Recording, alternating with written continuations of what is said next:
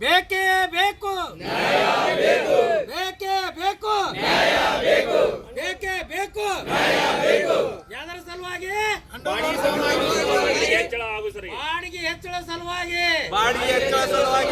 ಬೇಕೇ ಬೇಕು, ಬೇಕೇ ಬೇಕು, ಬೇಕೇ ಬೇಕು, ಬೇಕೇ ಬೇಕು, ಬೇಕೇ ಬೇಕು.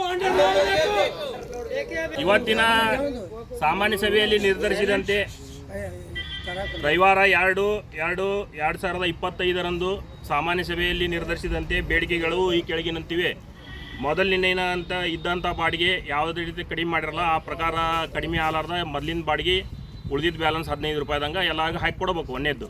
ಎರಡನೇದು ಏನೈತ್ರಿ, ಬಾಡಿಗೆ ಹೆಚ್ಚಳ ಮಾಡುವ ಬೇಡಿಕೆ ಇದೆ. ಅದು ಯಾವ್ಯಾವ ಫ್ಯಾಕ್ಟ್ರಿಗೆ ಎಂತಷ್ಟು ರೇಟ್ ಅನ್ನೋದೈತಿ ಅದು ಲಿಸ್ಟ್ ಮಾಡಿ ಯಾರ್ಯಾರು ಕಾಂಟ್ರಾಕ್ಟರ್ ಅದಾರ ಅವ್ರಿಗೆಲ್ಲರಿಗೂ ನಾವು ಹೊಸ ದರ ನಿಗದಿ ಮಾಡಿ ಕೊಡ್ತೀವಿ.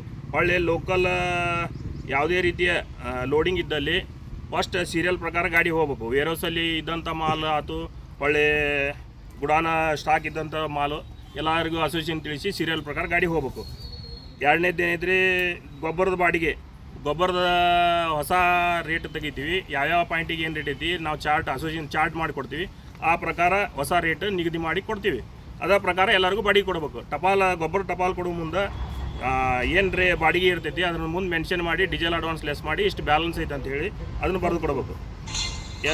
ಬೇಡಿಕೆ ಈಡೇರಿವರೆಗೂ ಯಾವ ಗಾಡಿ ಮಾಲಕರು ಲೋಡಿಗೆ ಕಳಿಸತಕ್ಕದ್ದಲ್ಲ. ಇದು ಎಲ್ಲ ಬೇಡಿಕೆ ಈಡೇರಿದ ತಕ್ಷಣ ಮತ್ತೊಮ್ಮೆ ಸಾಮಾನ್ಯ ಸಭೆ ಕರೆದು ನಮ್ಮ ಬೇಡಿಕೆಗಿಂತ ಇಷ್ಟಿಷ್ಟು ಇದು ಆಗೈತೆ ಅಂತ ತಿಳಿಸ್ತೀವಿ. ಅಲ್ಲಿವರೆಗೂ ಎಲ್ಲ ಮಾಲಕರು ಸಾಥ್ ಕೊಡಬೇಕು. ಬೇಡಿಕೆ ಒಪ್ಪಿದರೆ ಎಲ್ಲ ಮಾಲಕರು ಸಾಥ್ ಕೊಡಬೇಕು. ಪಾಸಿಂಗ್ ಟನ್ನಿನ ಪ್ರಕಾರ ಈಗ ಇವತ್ತಿನ ಚರ್ಚೆ ಮಾಡಿದಂತೆ ಪಾಸಿಂಗ್ ಟನ್ನಿನ ಪ್ರಕಾರ ಲೋಡಿಂಗ್ ಕೊಡಬೇಕು. 25 ಟನ್ನಿಗೆ 25, 30 ಟನ್ನಿಗೆ 30 ಟನ್ನು. ಒಳ್ಳೆ ಲೋಕಲ್ ಪೆಟ್ರೋಲ್ ಬಾಲ್ಕೋಟ್ ಸುತ್ತಮುತ್ತ ಇರುವಂಥ ಪಂಪಿಗೆ ಡೀಸೆಲ್ ಕೊಡಬೇಕು ಲೋಡಿಗೆ ಹೋಗ್ಬೇಕಾದ್ರೆ. ಒಳ್ಳೆ ಅನ್ಲೋಡಿಂಗ್ ಮಾಡಿದ ತಕ್ಷಣ ಬಾಡಿಗೆ ಕೊಡಬೇಕು. ಈ ಥರ ಎಲ್ಲ ಕಂಡೀಷನ್ ಇದಾವೆ. ಇದಕ್ಕೆಲ್ಲರೂ ಸಾಥ್ ಕೊಟ್ಟು ಹೋರಾಟಕ್ಕೆ ಕೈ ಜೋಡಿಸ್ಬೇಕಂತೇಳಿ ಕೇಳ್ಕೊತೀವಿ. ನಮಸ್ಕಾರ.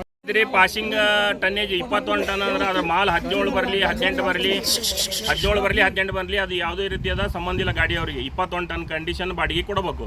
ಅದು 10 ಟನ್ ಬರಲಿ 12 ಟನ್ ಬರಲಿ ಅದು ಗಾಡಿ ಮಾಲಕರಿಗೆ ಯಾವುದೇ ಸಂಬಂಧ ಇಲ್ಲ. 21 ಟನ್ ಗಾಡಿ ಟನ್ನೇಜ್ ಪ್ರಕಾರ ಬಾಡಿಗೆ ಕೊಡಬೇಕು.